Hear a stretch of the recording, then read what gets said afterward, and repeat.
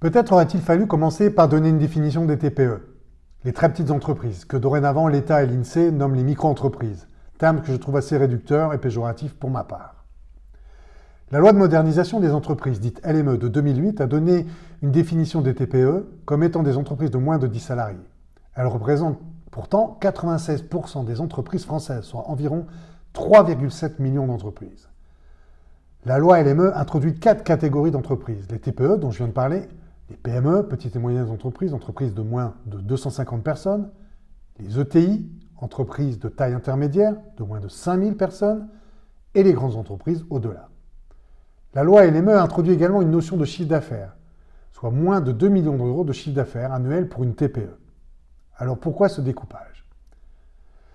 L'INSEE explique que cette catégorisation, définie à partir de critères économiques et non seulement juridiques, permet un partage équilibré de l'emploi et de la valeur ajoutée. De fait, comme je l'ai déjà évoqué dans une précédente vidéo, la valeur ajoutée générée et l'emploi des TPE sont de l'ordre de 20% de la totalité des entreprises françaises. Cette catégorisation pose des problèmes par rapport à l'accès à certains marchés publics ou privés, on l'a vu précédemment, mais aussi par rapport à la définition que l'Europe apporte aux entreprises de même type. En effet, l'Europe, elle parle de SMI, Small and Medium Enterprise, ou PME en français. Mais la définition des PME au sens européen, ce sont des entreprises de 250 salariés faisant moins de 50 millions de chiffre d'affaires. Du coup, les TPE au sens français sont incluses dans ce cheptel d'entreprises et ce n'est pas anodin.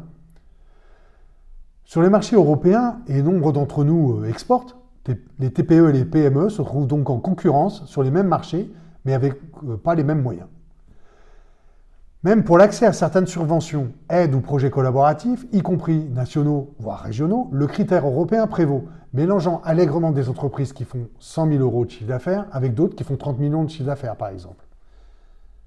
Si l'intention française était louable au départ, il n'en reste pas moins que cette catégorisation reste arbitraire, tout en reflétant une réalité bien tangible, puisque les TPE ont des ressources financières plus faibles, ont des ressources humaines moindres, supportent un poids de contraintes sociales et fiscales plus élevé en proportion, subissent une importance des prélèvements obligatoires plus élevés en proportion, même si quelques aménagements sont prévus pour la formation professionnelle, par exemple, ou la CFE.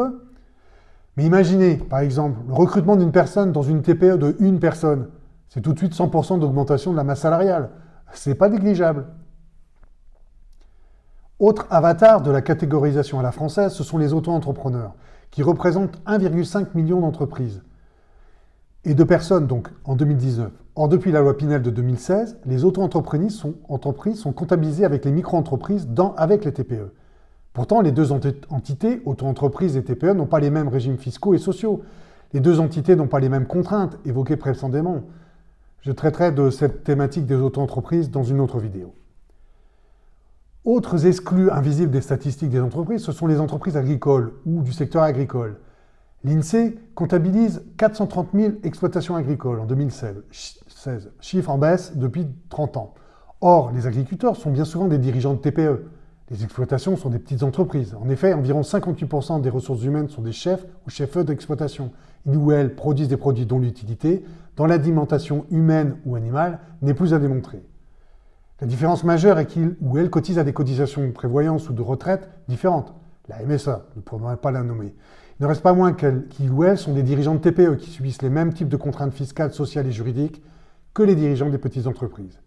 Ils ou elles éprouvent les mêmes fins de mois douloureuses et la même charge mentale, sans parler des normes environnementales et sanitaires. Mais chacun ses normes. Pour conclure, il me paraissait intéressant de poser les bases des TPE avec leur définition et d'inclure ceux qui s'apparentent ou contribuent à l'économie française en tant que TPE.